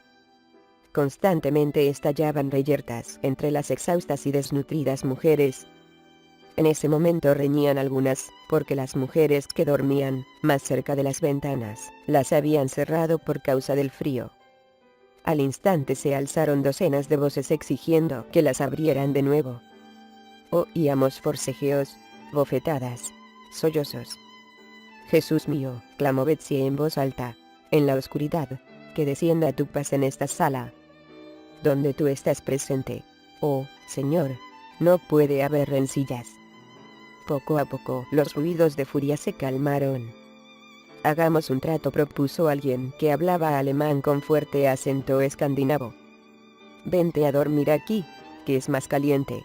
Yo tomaré tu lugar, junto a la ventana. Yo te propongo otra cosa, se oyó decir con voz de acento francés. Abriremos las ventanas hasta la mitad, así nosotras solo nos congelaremos a medias, y tú solo te sofocarás a medias. Estallaron risas que se extendieron luego por la sala. Betsy había llegado a la barraca 28. Paraíso en el infierno. Nunca podrás entender que Cristo es todo lo que necesitas, hasta que Cristo sea todo lo que tienes. Un silbato nos levantaba a las 4 de la madrugada, y salíamos precipitadamente en busca de pan y café. A las últimas en llegar, no les tocaba nada. Se pasaba lista en la Lagerstrasse, ancha avenida que conducía al hospital del campo. Allí nos sumábamos a los 35.000 ocupantes de otras barracas. Las filas se alargaban hasta perderse de vista, a la pálida luz de los faroles. Los pies se entumecían sobre el gélido piso de ceniza apisonada. A Betsy y a mí nos asignaron trabajos pesados en un conjunto de molinos, a 2,5 kilómetros del campo. A mediodía nos daban una pava hervida y una sopa delgada. Al volver al campo, después de la abrumadora jornada de 11 horas, apenas podíamos mover las piernas hinchadas y doloridas. De regreso en la barraca formábamos otra cola para recibir una cucharada de sopa de nabos. Pero entonces Betsy y yo nos abríamos paso hasta el fondo del dormitorio, donde había una pequeña bombilla encendida, y allí celebrábamos nuestro oficio religioso. Aquellos oficios no se parecían a ningún otro. En una misma reunión, podía haber un rezo en latín del Magnificat por un grupo católico, algún himno cantado en voz baja por los luteranos y un salmo apenas musitado por mujeres de la fe ortodoxa griega. Después Betsy abría la Biblia, o bien la abría yo. En voz alta, traducíamos el texto holandés al alemán, y podíamos oír cómo las vivificantes palabras pasaban de boca en boca a lo largo de los pasillos, en francés, polaco, ruso, checo, y nuevamente en holandés. Era un modesto preludio de la gloria. En la Lagerstrasse, o en la sala central de la barraca, estábamos sometidas a una vigilancia muy estricta. Sin embargo, en nuestro vasto dormitorio, podíamos hacer casi todo lo que queríamos. No entendíamos por qué, pero nos hicimos más audaces en la celebración de nuestros oficios. Sucedía otra cosa extraña. La botella de aceite vitaminado seguía dando gotas, aun cuando, además de Betsy, tomaban el aceite otra docena de mujeres que dormían con nosotras. Cada vez que yo inclinaba el frasco aparecía una gota. Posiblemente, susurré a Betsy, solo pasa por ese agujerito una molécula, quizá dos, y luego se expanden en el aire. Mi hermana rió suavemente. No te afanes en explicártelo, Corrie. Acéptalo simplemente como la sorpresa de un padre que te ama. Luego, un día, Mien se nos acercó cuando formábamos cola para la comida vespertina. Mien, bonita joven holandesa, nombrada para trabajar en el hospital, traía con frecuencia a la barraca 28 algún tesoro robado de la sala del personal hospitalario. Esta vez se trataba de un saquito de vitaminas y compuesto de levadura. Esa inesperada riqueza nos dejó maravilladas. Al volver en la tarima, saqué el frasco de la paja. Primero terminaremos las gotas, decidí. Pero aunque mantuve la botellita un buen rato boca abajo, no salió una sola gota más. A mediados de noviembre, empezó a llover copiosamente. A menudo pasábamos el día entero con el agua hasta los tobillos, y por la noche la barraca iría a cuero de zapato en descomposición. El vigor de Betsy había seguido menguando, y cuando al toser empezó a escupir sangre, la asignaron permanentemente a la brigada de tejedoras de la barraca. Tejedora veloz, mi hermana terminaba su cuota de calcetines mucho antes de mediodía, y luego se pasaba horas enteras leyendo la Biblia en voz alta, yendo de tarima en tarima entre las mujeres que tejían. Una noche, al volver a la barraca, observé que Betsy tenía los ojos brillantes. He descubierto por qué gozamos de tanta libertad en la sala grande, me dijo. Esa tarde hubo cierta confusión acerca del tamaño de los calcetines, y su grupo había pedido a la celadora de la sala central que entrara y resolviera la cuestión. Pero no quiso pasar de la puerta, como tampoco quisieron hacerlo los guardias. ¿Y sabes por qué? Porque dijo que el lugar estaba infestado de pulgas. Mi pensamiento volvió atrás. Y recordé a Betsy con la cabeza inclinada, dando gracias a Dios por las criaturas cuya utilidad yo no había sabido advertir. No hay foso tan profundo por un azar administrativo. En el mes de diciembre, se me asignó a mí también al grupo de tejedoras. De esa manera, empezaron para mi hermana y para mí las 2 semanas más jubilosas del tiempo que pasamos en Ravensbrück, pues, juntas en el refugio de las pulgas del Señor, Betsy y yo comunicábamos la palabra de Dios a todas las mujeres presentes en la sala. Mientras orábamos, el Señor nos hablaba para preguntarnos qué pensábamos hacer por el mundo después de la guerra. Betsy no tenía duda alguna de lo que debía responder por sí misma, y por mí. Tendríamos una casa grande, más grande que la vejez, a la que toda persona afectada por la existencia en el campo de concentración pudiera acudir para quedarse allí hasta considerarse capaz de retornar al mundo ordinario. Una casa hermosísima, Corrie.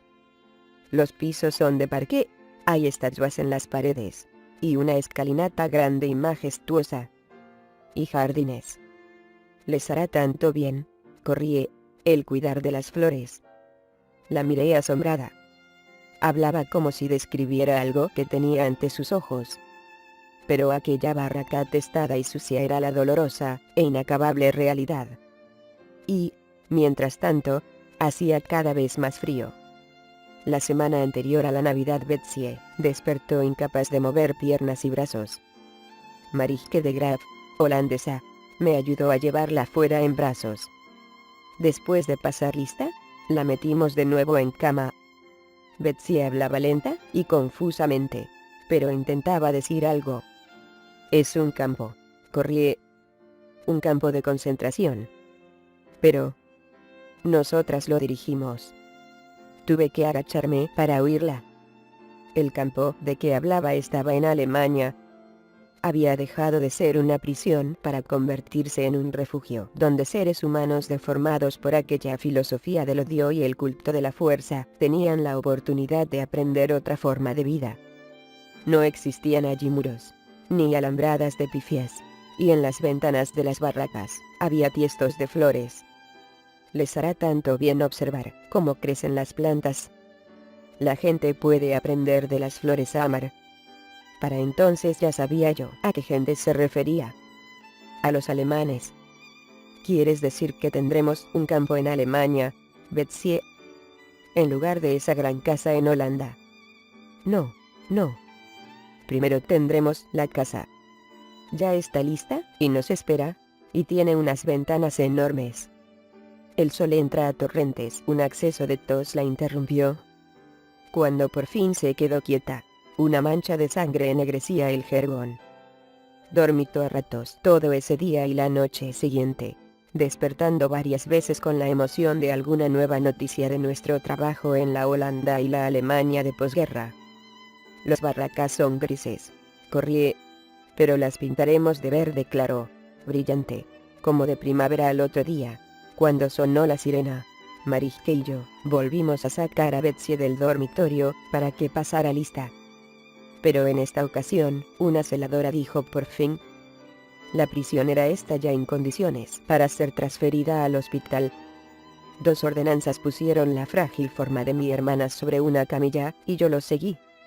Una polaca amiga nuestra se arrodilló y se persignó. Afuera, me acerqué a la camilla para escudar a Betsy contra el azote del aguanieve. Pasamos junto a la interminable cola de las enfermas que esperaban asistencia, y entramos en una gran sala. Me incliné para oír las palabras de Betsy. Comillas: debemos comunicar lo que hemos aprendido aquí. Debemos decir a la gente que no hay foso tan profundo que él no lo supere en Honduras. Nos escucharán, Corrie, porque hemos estado aquí. Una enfermera había advertido mi presencia. De mala gana, retrocedí hasta la puerta de la sala mientras acostaban el cuerpo consumido de Betsy en un estrecho catre, pegado a la ventana. Corría fuera del edificio, y por la ventana mi hermana y yo cambiamos sonrisas y palabras silenciosas, hasta que un policía del campamento me gritó que me marchara. Las últimas palabras que vi tomar forma en los labios amoratados de Betsy fueron: hay tanto que hacer. Aunque lo pedí insistentemente esa tarde y esa noche, no pude obtener permiso para salir de la barraca.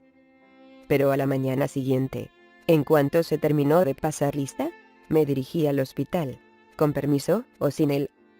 Hice pantalla en los ojos con las manos para mirar por la ventana. Sobre la cama yacía una forma tallada en viejo marfil amarillento.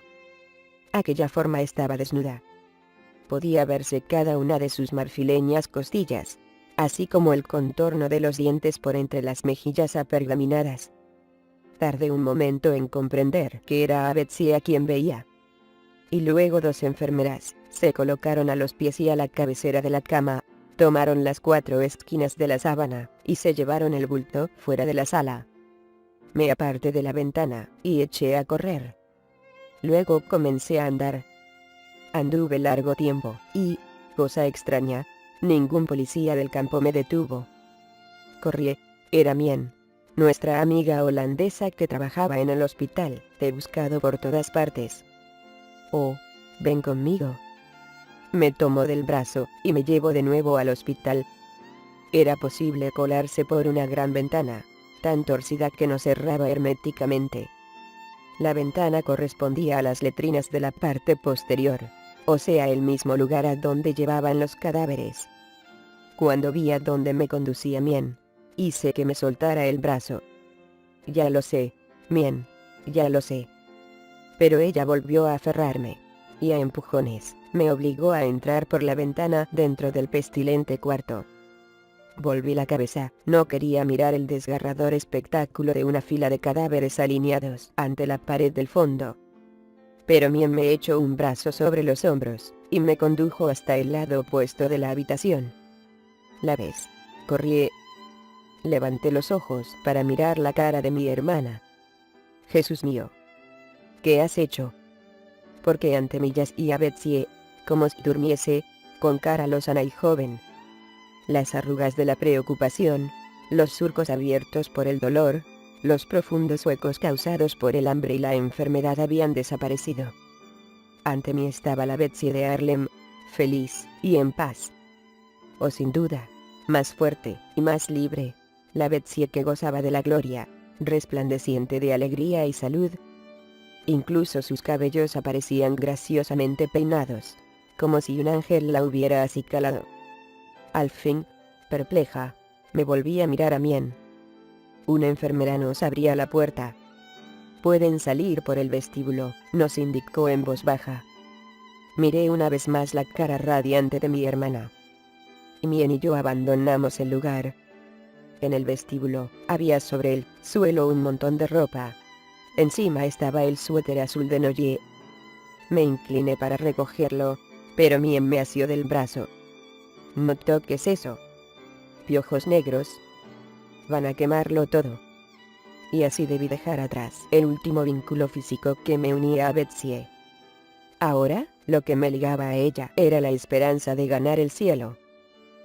El destino de Corrie y las visiones realizadas. A fines de 1944, y casi por milagro, su nombre fue incluido en una lista de personas que debían recuperar la libertad. Regresó a Holanda y pudo recobrarse de los problemas de salud contraídos durante el tiempo en que estuvo prisionera. Pasó en su propia casa de Harlem el último invierno de la guerra, pero no permaneció inactiva. Como ella decía, Dios nos dio el amor para ser capaces de perdonar a nuestros enemigos. Corrie ten Boom recordó así, sobre su liberación y su posterior restauración y compromiso de ayudar a los que la necesitaran, dando el amor del Señor, para restaurar vidas, como lo imaginó su hermana Betsy. La belleza del rostro de Betsy me sostuvo en los días siguientes, al ir de una a otra de las mujeres que la habían amado, describiéndoles su paz y su alegría. Y de repente, fui liberada de Ravensbrück. Los acontecimientos se sucedieron con pasmosa rapidez. Se me entregó un pase del ferrocarril que me daba derecho a cruzar Alemania hasta la frontera holandesa. Se me proveyó de ropa, prendas interiores, una blusa de seda, zapatos casi nuevos, sombrero, y me puso delante, para que la firmara, una hoja, donde yo declaraba que no había sufrido ninguna enfermedad en Ravensbrück, que no había tenido accidentes, y que se me había tratado bien. Firmé.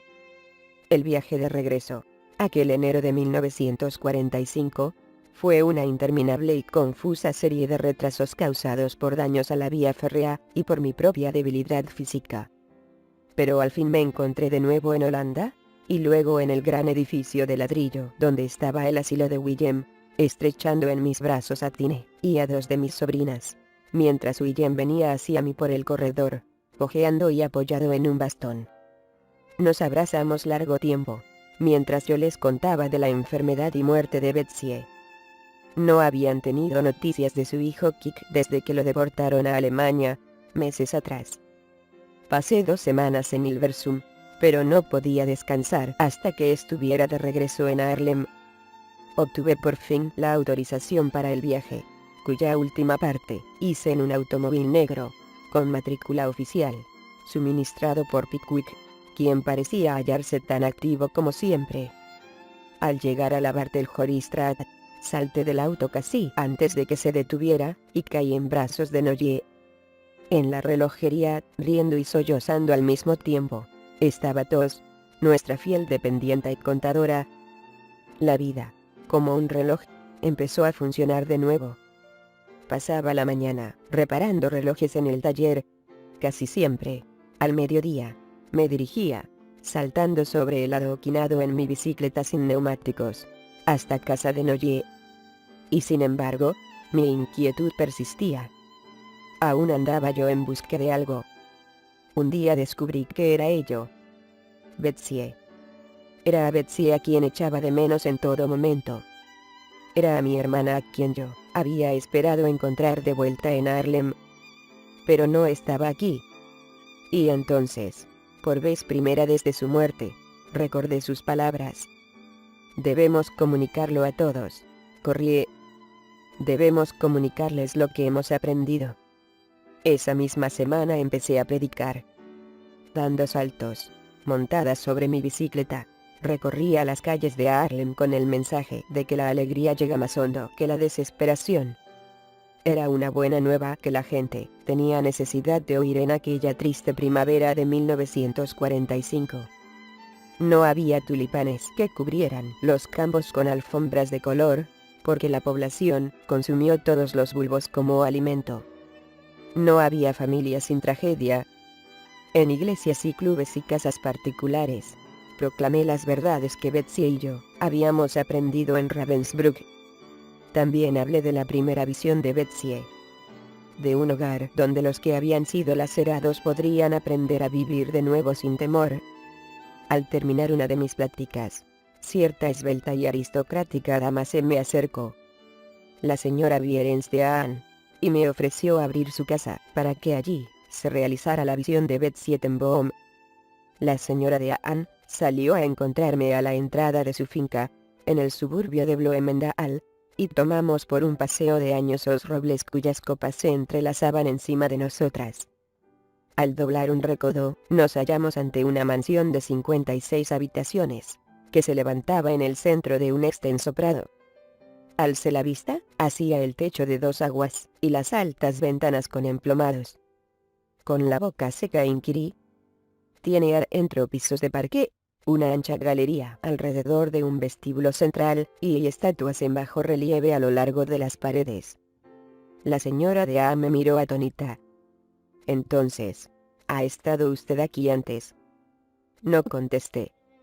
Me la describió alguien que sí estuvo. El día 5 de mayo, se rindieron las fuerzas alemanas destacadas en Holanda. Y en junio, llegaron a la hermosa residencia de Bloemendaal las primeras personas de muchos cientos que vendrían después. Cada una era un ser humano vulnerado. Y, para todas, la clave de la salud resultó ser la misma.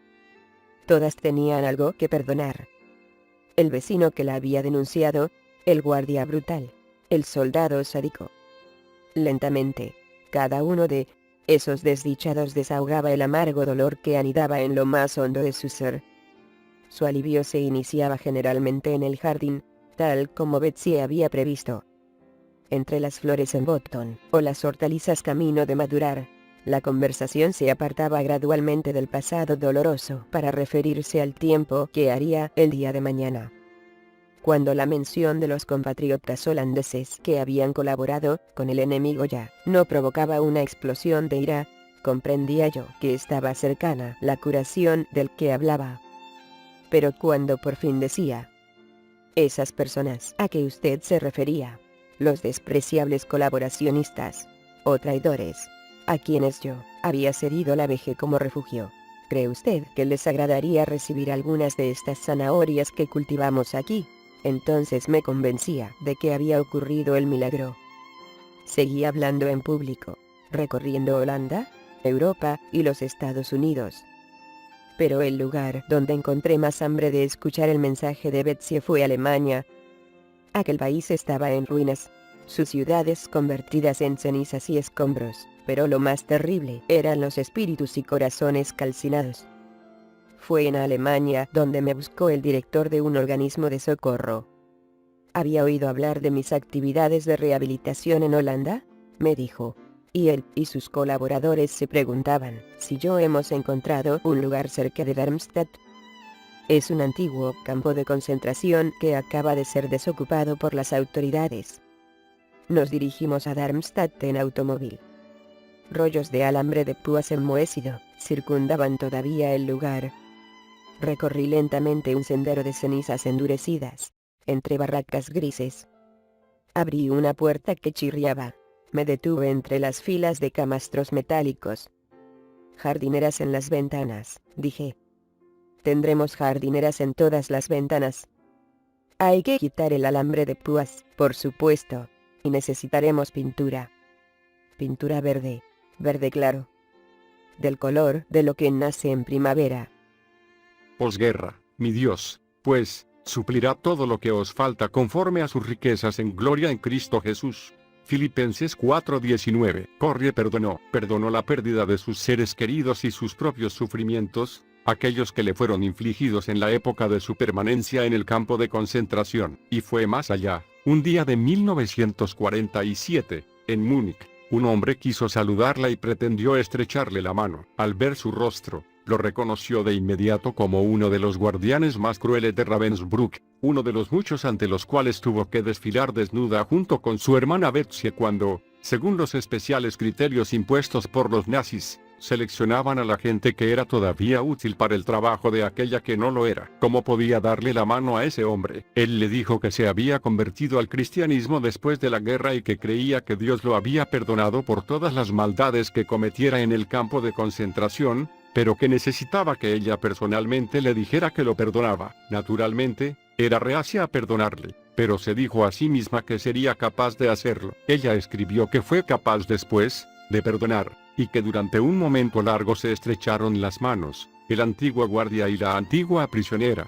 Y dijo, nunca había sentido tan intensamente el amor de Dios como lo sentí entonces. También escribió, en el mismo pasaje, que en su experiencia en la posguerra con otras víctimas de la brutalidad nazi, aquellos que fueron capaces de perdonar son los que mejor pudieron reconstruir sus vidas. Y como evidentemente tenía mucho amor para dar, fundó una casa de convalecencia en Blumenthal, destinada a la curación y el reposo de los sobrevivientes. Sintió que su vida era un regalo de Dios y que necesitaba compartir lo que ella y su hermana Betsy habían aprendido en el campo de concentración. No hay dolor tan profundo que el amor de Dios no pueda llegar a él. A los 53 años de edad, Corrie empezó un ministerio mundial para difundir su fe y sus experiencias, que la llevó a viajar por más de 60 países en los siguientes 33 años de su vida. Después de la guerra, la institución judía Yad Vashem la nombró justa entre las naciones. En 1968, el Museo del Holocausto en Jerusalén,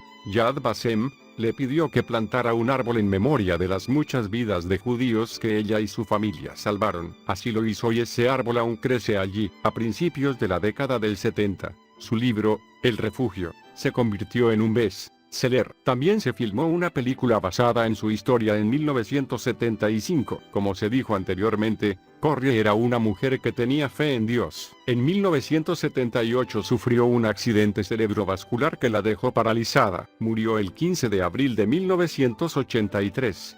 Día en que cumplía 91 años. Es notable que haya partido de este mundo en esa fecha en particular. Según la tradición judía, solamente a la gente muy bendecida por Dios se le concede el privilegio especial de morir en el mismo día de su cumpleaños. El antiguo refugio transformado en museo, la casa de Blumenthal alojó exclusivamente a exprisioneros y víctimas de la guerra hasta 1950. En la actualidad sigue funcionando en su nuevo edificio propio y recibe además otros pacientes. El campo de Darmstadt sirvió como lugar de esperanza y renovación hasta 1960. Año en que fue demolido para hacer sitio a una nueva construcción en la próspera Alemania actual. Corrie ten Boom, hasta muy avanzada edad, continuó viajando, trabajando y enseñando en 63 países, en ambos lados de la cortina de hierro, en obediencia a la convicción de Betsy, el deber que tenían de comunicar a la gente lo aprendido. El edificio ubicado en el número 19 de Barthelhorstraat, en Haarlem, no cambió mucho desde los años 40. Actualmente es más fácil y rápido llegar hasta allí, ya que está a una distancia que equivale a un viaje de solo 15 minutos en tren desde Ámsterdam. En 1987, la Fundación Corrie ten Boom lo compró y al año siguiente lo abrió al público como museo, ya que se trata de un sitio de gran interés histórico y de fuerte inspiración para los creyentes, donde todavía se conservan como en su época las habitaciones de la casa, con sus muebles, objetos y cantidad de fotografías familiares, el refugio y una exhibición permanente del movimiento de resistencia holandés. En realidad, volvió a ser la casa de puertas abiertas para todo el mundo, tal y como la concibió la familia ten Boom según sus principios y su fe, ya que la entrada para visitarla es libre y gratuita. Y para mantener la tradición completa, en la planta baja aún funciona la vieja relojería. En Haarlem, la ciudad en que vivió, hay un museo dedicado a ella y a su familia. La historia de Corrie ten Boom no es nada más, ni nada menos, que la de una mujer común que hizo cosas extraordinarias. Una mujer que todavía hoy, a través de su magnífica obra, nos ayuda a despertar de la negación y la indiferencia que sentimos algunas veces ante los hechos que se producen en el mundo. El perdón es un acto de la voluntad y puede ser dado, sin importar la temperatura del corazón. Corrie ten Boom.